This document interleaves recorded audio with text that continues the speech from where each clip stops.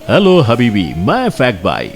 और दुबई, ये नाम सुनकर आपके दिमाग में सबसे पहले क्या आता है? महंगी गाड़ियां, luxurious lifestyle, beautiful tourist spots और पैसा ही पैसा, राइट। पर दुबई असल में सिर्फ इन चीजों का नकाब ओढ़े बैठा है। दुबई की असली गरीबी इतनी खौफनाक है कि वहाँ हर दिन 5 इंडियन माइग्रेंट खुदकुशी करने पर मजबूर हो जाते हैं। लेकिन सिर्फ मौत ही नहीं, दुबई का एक काला सच ये भी है कि शरिया लॉ के अकॉर्डिंग यहाँ पब्लिकली हाथ पकड़ने से लेकर किस करने तक से लोगों को हवालात में डाल दिया जाता है। पर अमीरों के लिए शायद उनके लिए ये लॉ लागू ही नहीं होते, तभी तो वो ये कर पाते हैं। और ये चीजें दुबई में आज इस हद तक बढ़ चुकी हैं कि दुबई जितना अपने गोल्ड के लिए जाना जाता था, अब उतना ही पोर्टा पार्टी के लिए जाना जाता है। जिसको डिस्कस करने से कहीं ज्यादा जरूरी इस बात का पता लगाना है कि जब दुबई में इतना सब हो रहा है तो क्यों वहाँ के लोग अभी चुप हैं। नॉट जस्ट देम, बट पूरी दुनिया क्यों चुप है? ना वहाँ की गवर्नमेंट कोई स्टेटमेंट देती है और ना दुनिया इस डार्क साइड ऑफ दुबई की कोई न्यूज कवर करती है। जानने के लिए let's begin. Number 1, labour life.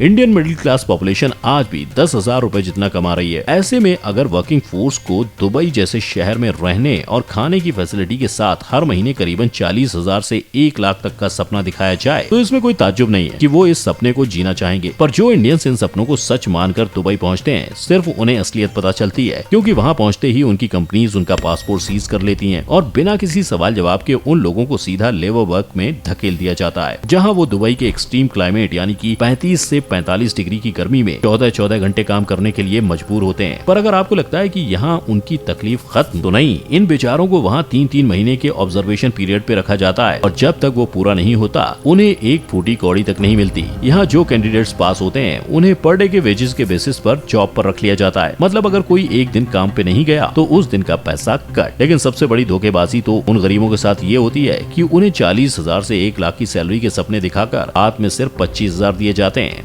Number 2, accommodation. एक छोटी सी खोली जो हो जॉब से 7 घंटा दूर और अकेलेपन की कमी पूरी करने के लिए हो 8 से 11 लोग, बस यही है दुबई में रह रहे लोगों की दास्तान। जी हाँ, बिल्कुल सही समझे आप। जो सोशल मीडिया पर लोगों को लग्जरी घरों में रहते, लैम्बोर्गिनी में घूमते और पैसा उड़ाते देखते हो, वो सब बस एक इल्यूशन है। वो एक ऐसी लाइफ है जो दुबई में रह रहे सिर्फ 30% पॉपुलेशन जी रही है। बाकी के लोग ये लाइफ जीते हैं। और जानते हो, इस घुटन भरी खोली में पहुंचने के लिए उनको 30 से 40 किलोमीटर यानी पैदल 7 घंटे और बाई कार 1 घंटे तक का सफर रोजाना तय करना पड़ता है। बट वहाँ पहुँच के भी उनको क्या मिला? 11 लोगों के बीच सिर्फ एक पंखा, 2 नल जिसमें साफ पानी तक नसीब नहीं होता और खाने के लिए अनाज ऐसे मानो पत्थरों। स्टिल ये लाइफ जीने के लिए वहाँ लोग अपनी सैलरी का 70% कंट्रीब्यूट करते हैं और ये कितना वर्थलेस है वो आप खुद सोच लो। पर इसके बावजूद इमिग्रेंट्स दुबई को छोड़ अपने देश नहीं लौट सकते, क्योंकि जैसे मैंने आपको पहले ही कहा था कि उनका पासपोर्ट छीन लेते हैं।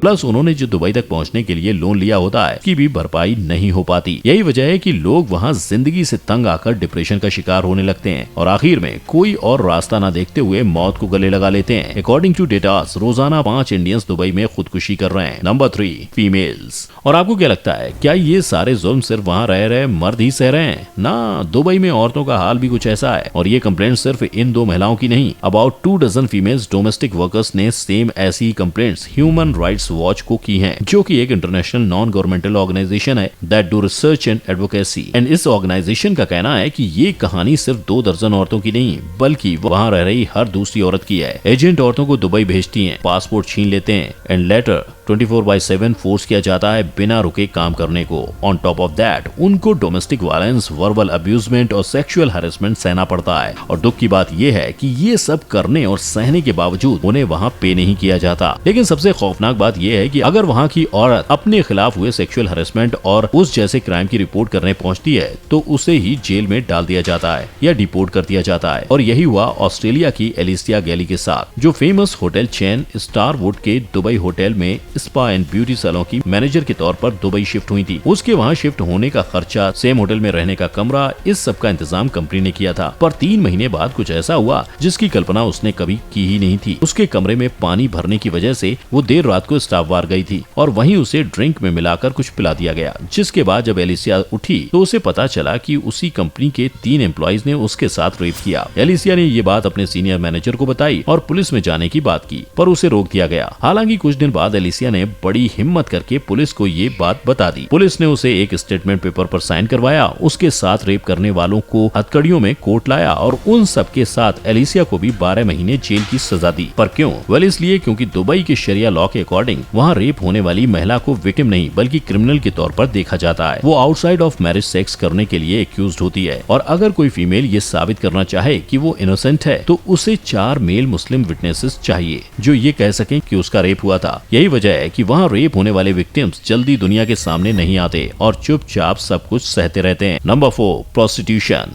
दुबई इस्लामिक कंट्री का वो शहर है जहां औरतों को रूल्स के हिसाब से पर्दे में रखा जाता है। वहीं दुबई एक ऐसा शहर भी है जहां दिन रात प्रोस्टिट्यूशन का काम खुलेआम होता है और ये प्रोस्टिट्यूशन में जो औरतें इन्वॉल्व होती हैं उन्हें एजेंट्स द्वारा अलग अलग देशों से इम्पोर्ट किया जाता है वाया इंस्टाग्राम मैसेजेस। लाइक आपने अक्सर बड़े बड़े शेख और बिजनेसमैन को मॉडल के साथ देखा होगा। ये वो खुद नहीं आती, उन्हें बुलाया जाता है जिसके लिए एजेंट्स उन्हें पार्टी और पैसों का लालच देते हैं on insta DM. And Dubai is on max to max. ये इंस्टा मॉडल्स 5 दुबई ट्रिप्स करते हैं जहां उनको बिजनेसमैन के साथ रहना है, खाना है और इन सम केसेस उनके साथ सोना भी है। और अगर इन मॉडल्स का खर्चा like flight tickets, hotel, maintaining lifestyle वगैरह वगैरह कैलकुलेट करें तो वो महीने का 20,000 पाउंड खर्च कर देती हैं। इन रिपोर्ट्स के अनुसार हर साल ओवरनाइट विजिटर्स दुबई में 39.82 बिलियन स्पेंड करके उनके टोटल जीडीपी का 11%। इस पूरे प्रोसेस को बिजनेस प्रोस्टिट्यूशन कहा जाता है। Not talking about real prostitution, तो उसके लिए दुबई में रह रहे लोग फॉरेन कंट्रीज में दोस्त बनाते हैं, फिर उनको golden opportunity and well paid jobs का लालच से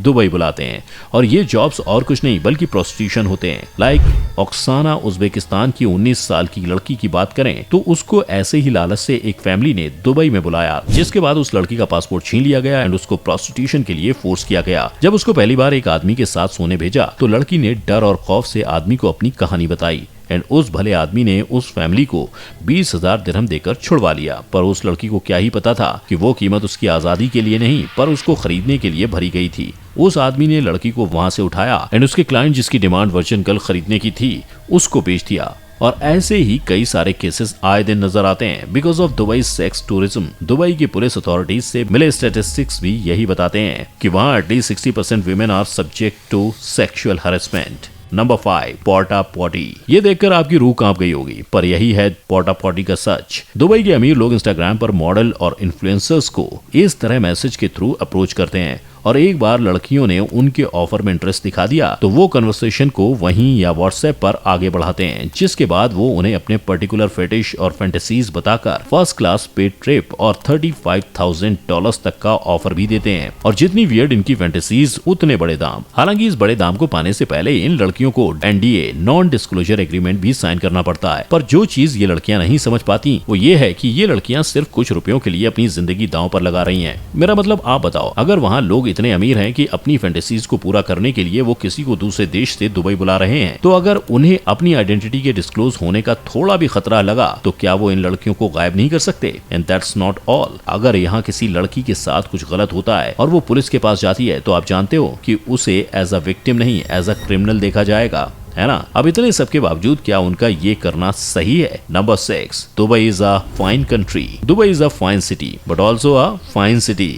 आई मीन दुबई में जितनी बिल्डिंग्स हैं शायद उतने ही वहाँ के रूल्स में फाइन चार्जेस मौजूद हैं। लाइक अगर मैं सिर्फ ट्रैफिक फाइन्स की बात करूं तो बिना वजह के सड़क पे गाड़ी रोकी तो 21,000 रुपए का फाइन, डेंजरस मैनर से रोड पे गाड़ी टर्न की तो 4,300 रुपए का फाइन, 10 साल से छोटे बच्चों को फ्रंट सीट पे बिठाया तो 8,000 रुपए का फाइन, इमरजेंसी व्हीकल, पुलिस या पब्लिक ट्रांसपोर्ट को वे नहीं दिया तो 65,000 रुपीज का फाइन, बिना परमिशन के इंजन मॉडिफाई किया तो 21,000 रुपए का fine, driving a noisy vehicle ₹43,000 और ठीक ऐसे ही 140 अलग अलग टाइप्स के फाइन्स मौजूद हैं उनके रूल बुक में। दुबई इसी तरह हर दूसरी चीज पे फाइन चार्ज करके कमा रहा है एंड यही वजह है कि वहाँ ड्राइवर्स अक्सर सैलरी आने से पहले डरे हुए होते हैं एज उनको भी नहीं पता होता कि सारी फाइन्स कट के उनको एट लास्ट टोटल हाथ में कितना मिलेगा। अब आप यही सोच रहे होंगे कि अगर दुबई में इतना सब हो रहा है तो आखिर लोग आवाज क्यों नहीं उठाते? वेल वो इसलिए क्योंकि दुबई भले ही एक इंडिपेंडेंट कंट्री का हिस्सा हो बट आज भी वहाँ सेंट्रलाइज कंट्रोल चलता है। अगर किसी ने सवाल या आवाज उठाई तो या तो उनको मार देते हैं या जेल में फेंक देते हैं। एंड जैसे कि मैंने बताया, ये सब कुछ